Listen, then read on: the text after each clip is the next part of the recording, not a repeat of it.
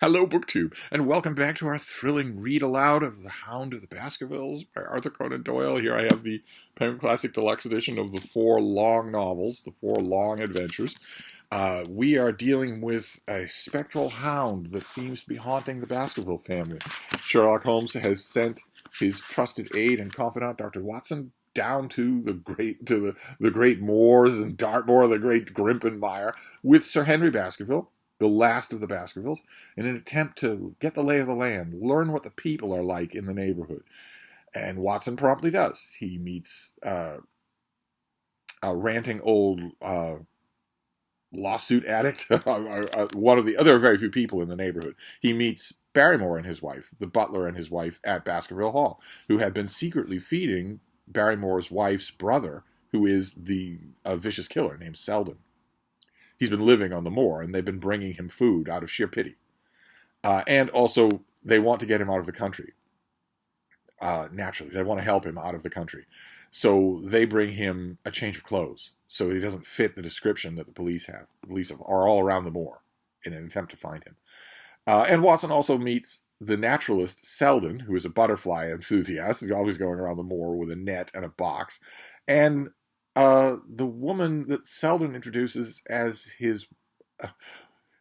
Watson meets the Seldens, who also live in the neighborhood. And things are getting darker and darker, including Watson's certain suspicion that he is being dogged by a figure on the moor.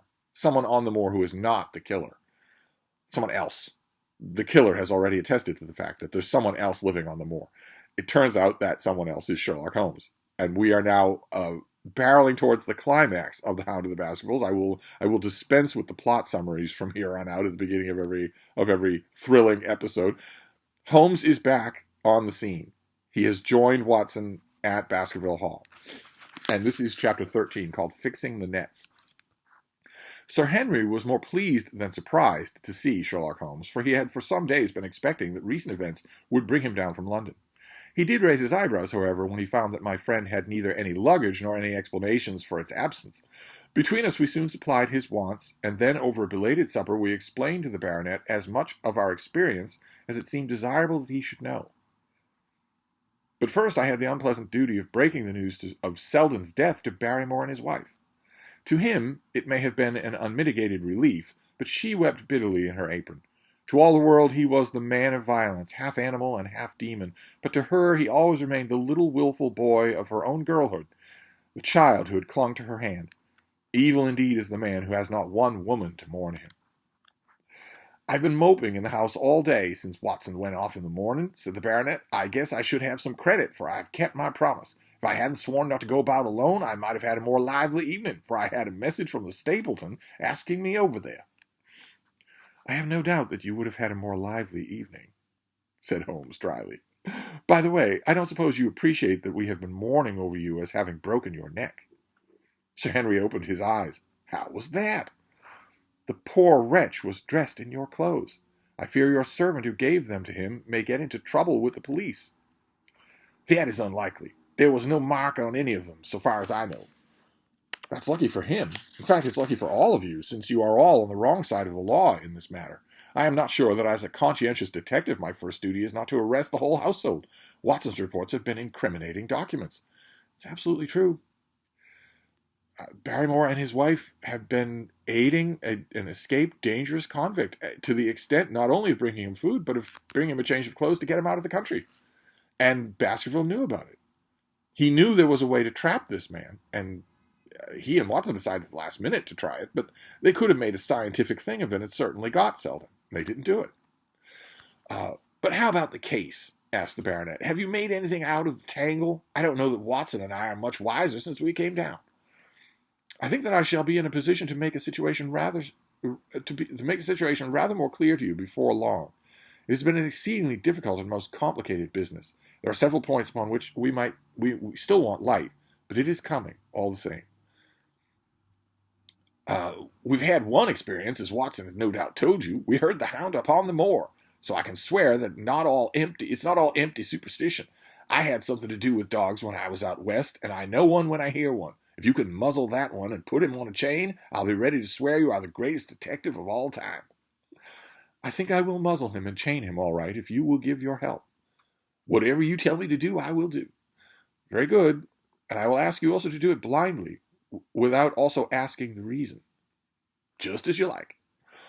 If you will do this, I think the chances are that our little problem will be solved. I have no doubt. He stopped fixedly and stared over my head into the air. The lamp beat upon his face, and so intent was it, and so still, that it might have been that of a clear-cut classical statue, a personification of alertness and expectation. What is it? We both cried. I could see as he looked down that he was repressing some internal emotion. His features were still composed, but his eyes shone with amused exultation. Excuse the admiration of a connoisseur, said he, as he waved his hand toward the line of portraits which covered the opposite wall. Watson won't allow that I know anything of art, but that is mere jealousy, because our views on the subject differ. Now, these are really very fine series of portraits. Well, I'm glad to hear you say so, said Sir Henry, glancing up with some surprise at my friend. I don't pretend to know much about these things. I'd be a better judge of a horse or a steer than of a picture. I don't know that you found time for such things. I know it is good when I see it, and I see it now. That's a Kneller, I swear, and that lady in the blue silk over yonder, and the stout gentleman with the wig ought to be a Reynolds. They are all family portraits, I presume? Every one. Do you know the names? Barrymore here has been coaching me in them, and I think I can say my lessons fairly well. Who is the gentleman with the telescope? That is Rear Admiral Baskerville, who served under Rodney in the West Indies.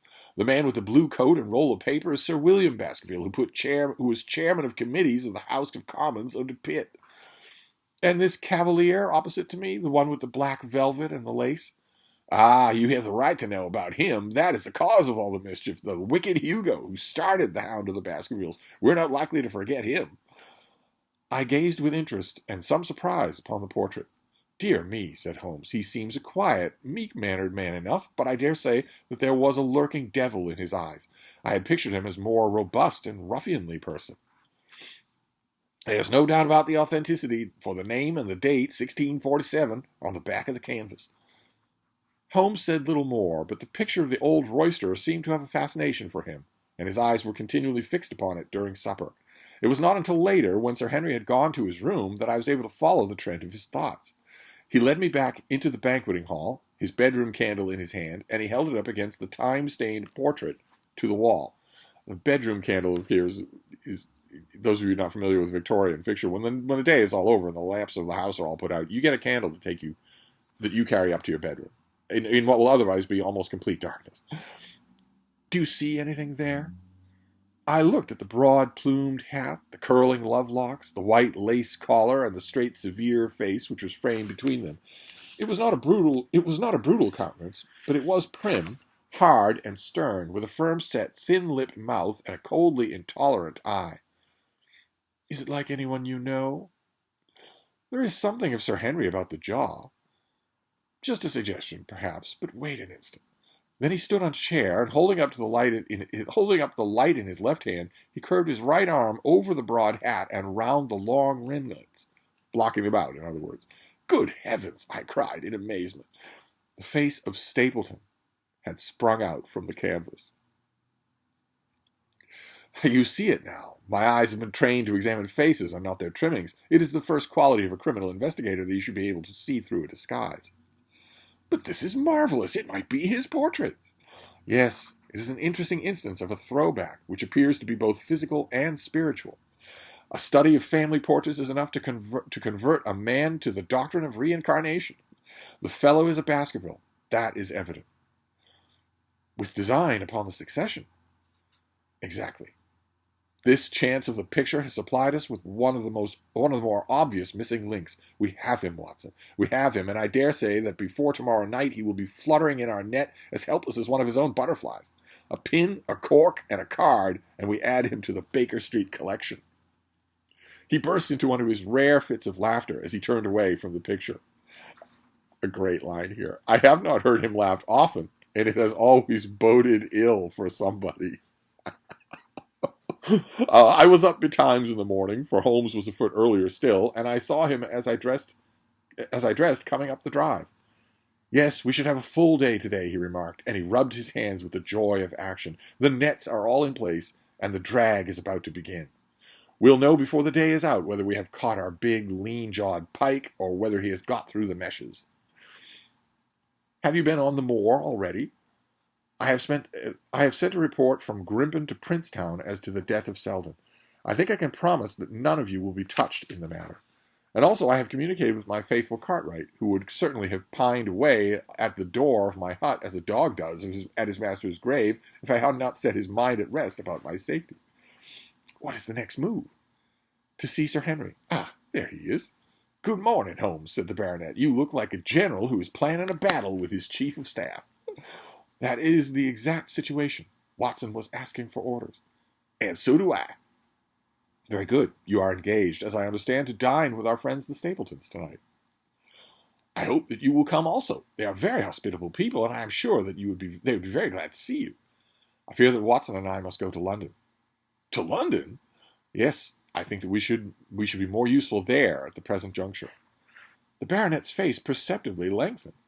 I had hoped that you were going to see me through this business. The hall and the moor are not very pleasant places when one is alone. My dear fellow, you must trust me implicitly and do exactly what I tell you. You can tell your friends that we should have been happy to have come with you, but that urgent business required us to be in town. We hope very soon to return to Devonshire. That you will remember to will you remember to give them that message? If you insist upon it. There is no alternative, I assure you. I saw by the baronet's clouded brow that he was deeply hurt by what he regarded as our desertion. When do you desire to go? He asked, coldly. Immediately after breakfast. We will drive into Coombe Tracy, but Watson will leave his things as a pledge that he will come back to you. Watson, you will send a note to Stapleton to tell him that you regret that you cannot come. I have a good mind to go to London with you, said the baronet. Why should I stay here alone? Because it is your posted duty. Because you gave me your word that you would do as you were told, and I tell you to stay. All right, then, I'll stay. One more direction. I wish you to drive to Merripit House. Send back your trap, however, and let them know that you intend to walk home. To walk across the moor? Yes. But that is the very thing which you have so often cautioned me not to do. This time you may do it with safety. If I have not every confidence in your nerve and courage, I would not suggest it, but it is essential that you should do it. Then I will do it. And as you value your life, do not go across the moor in any direction save along the straight path which leads from Merripit House to Grimpen Road, and is your natural way home. I will do just as you say. Very good. I shall be glad to get away as soon after breakfast as possible, so as to reach London in the afternoon. I want to point out here, I know this is thrilling, it's absolutely wonderful, it's vintage Holmes, but I want to point out that no one would act this way. Holmes's instructions clearly indicate to Watson and Sir Henry that he knows a lot about what's going on. There is no conceivable reason why he can't tell them. And no conceivable way that two ordinary men would not simply insist that he do so. But let's just move on. If we start faulting mystery novels for their contrivances, we'll be here all day. Let's just move on. I was much astounded by this program, though I remembered that Holmes had said to Stapleton on the night before that his visit would terminate next day. It had not crossed my mind, however, that he would wish me to go with him, nor could I understand how we could both be absent at a moment when he himself declared to be critical. There was nothing for it, however, but implicit obedience, so we bade good-bye to our rueful friend, and a couple of hours afterwards we were at the station at Coombe Tracy, and had dispatched the trap upon its return journey. A small boy was waiting upon the platform. Any orders, sir? You will take this train to town, Cartwright. The moment you arrive, you will send a wire to Sir Henry Baskerville in my name to say that if he finds the pocketbook which I have dropped, he is to send it by registered post to Baker Street. Yes, sir. And ask at the station office if there is a message for me. The boy returned with a telegram which Holmes handed me. It ran, wire received, coming down with unsigned warrant, arrive 5:40, Lestrade. This is an answer to mine of this morning. He is the best of the professionals, I think, and we may need his assistance. Now, that's the police, in other words. He has contacted Scotland Yard. Now, Watson, I think that we cannot employ our time better than by calling upon your acquaintance, Mrs. Laura Lyons. His plan of campaign was beginning to be evident. Okay, all right. He would use the baronet in order to convince the Stapletons that we were really gone, while we would actually return at an instant that when we were likely to be needed. That telegram from London, if mentioned by Sir Henry to the Stapletons, must remove the last suspicion from their minds. Already I seem to see our nets drawing round with that lean-jawed pike. Mrs. Laura Lyons was in her office, and Sherlock Holmes opened his interview with a frankness and directness which considerably amazed her. "I am investigating the circumstances which attended the death of the late Sir Charles Baskerville," said he. "My friend here, Dr. Watson, has informed me of what you have communicated, and also of what you have withheld in connection with that matter." "What have I withheld?" she asked defiantly. "You have confessed that you asked Sir Charles to be at the gate at 10 o'clock. We know that there was a place, and that was the place and hour of his death. You have withheld what the connection is between these events." "There is no connection."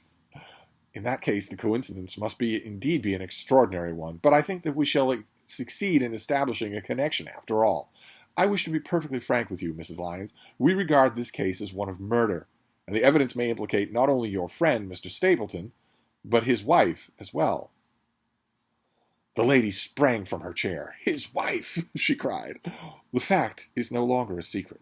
The person who has passed for his sister is really his wife." Mrs. Lyons had resumed her seat. Her hands were grasping the arms of her chair, and I saw the pink nails had turned white with the pressure of her grip. "His wife," she said again. "His wife! He was not a married man." Sherlock Holmes shrugged his shoulders. "Prove it to me. Prove it to me. And if you can do so—" The fierce flash of her eyes said more than any words. "I have come prepared to do so," said Holmes, drawing several papers from his pocket. "Here is a photograph of the couple taken in York 4 years ago. It is endorsed Mr. and Mrs. Vandeleur. But you will have no difficulty in recognizing him, or her also, if you know her by sight. Here are 3 written descriptions by trustworthy witnesses of Mr. and Mrs. Vandeleur, who at the time kept St. Oliver's private school. Read them and see if you can doubt the identity of these people." She glanced at them and then looked up at us with a set, rigid face of a desperate woman. "Mr. Holmes," said she, "this man has offered me marriage on condition that I should get a divorce from my husband. He has lied to me, the villain, in every conceivable way. No, not one word of truth has he ever told me. And why? Why? I imagined that it was all from my hands. But now I see that I was never anything but a tool. That was all for my sake. I'm sorry, I read that wrong. Let's start again. Not one word of truth has he ever told me. And why? Why? I imagined it was all for my sake. But now I see that I was never anything but a tool in his hands. Why should I preserve faith with him who never kept any with me? Why should I try to shield from him from the consequences of his own wicked acts?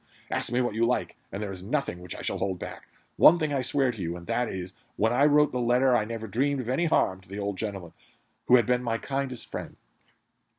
"I entirely believe you, madam," said Sherlock Holmes. "The recital of these events must be painful to you, and perhaps it will make it easier if I tell you what occurred, and you can check me if I make any material mistake. The sending of this letter was suggested to you by Stapleton." "He dictated it."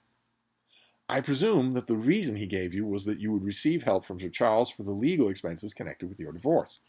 "Exactly." "And then, after you had sent the letter, he dissuaded you from keeping the appointment." "He told me that it would hurt his self-respect that any other man should find the money for such an object, and that though he was a poor man himself, he would devote his last penny to removing the obstacles which divided us." "He appears to be a very consistent character. And then you heard nothing until you read the reports of the death in the paper?" "No." "And he made you swear to say nothing about your appointment with Sir Charles?" "He did. He said that the death was a very mysterious one, and that I should certainly be suspected if the facts came out. He frightened me into remaining silent." "Quite so. But you had your suspicions?" She hesitated and looked down. "I knew him," she said. "But if he had kept faith with me, I should always have done so with him." Well, she knew he was a worm, but the key here is that he wanted to know where Sir Henry would be, or where Sir Charles would be. He wanted to know where Sir Charles would be. He didn't want her around. He wanted to know where Sir Charles would be at a place when he could be looking at the moor. "I think that on the whole you have had a fortunate escape," said Sherlock Holmes. "You have had him in your power, and he knew it, and yet you are alive. You have been walking for some months very near the edge of a precipice. We must wish you good morning now, Mrs. Lyons, and it is probable that you will very shortly hear from us again." Our case becomes rounded off, and difficulty after difficulty thins away in front of us, said Holmes, as we stood waiting for the arrival of the express from town. I shall soon be in a position of being able to put into a single connected narrative one of the most singular and sensational crimes of modern times. Students of criminology will remember the analogous incident of Grodno in Little Russia in the year 66, and of course there are the Anderson murders in North Carolina, but this case possesses some features which are entirely its own. Even now we have no clear case against this very wily man, but I shall very much surprised if it is not clear enough before we go to bed tonight. You have a whole bunch of cases. You don't have the case you want, but the law could be on him immediately with what you know already. The London Express came roaring into the station, and a small, wiry bulldog of a man had sprung from a first-class carriage. We all three shook hands, and I saw at once from the reverential way in which Lestrade gazed at my companion that he had learned a good deal since the days when they had first worked together. I could well remember the scorn which the theories of the reasoner used to then excite in the practical man. Anything good? He asked. The biggest thing for years, said Holmes. We have 2 hours before we need to think of starting. I think we might employ it in getting some dinner, and then, Lestrade, we will take the London fog out of your throat by giving you a breath of pure night air of Dartmoor. Never been there? Ah, well, I don't suppose you will forget your first visit. All right, all the pieces are in place. Holmes and Watson needed to make sure that Sir Henry was convincingly lying about them leaving, so that they could act free in the neighborhood without Stapleton suspecting. And the next chapter is called The Hound of the Baskervilles. So we will wrap this up for now and recommence next time. Thank you, BookTube.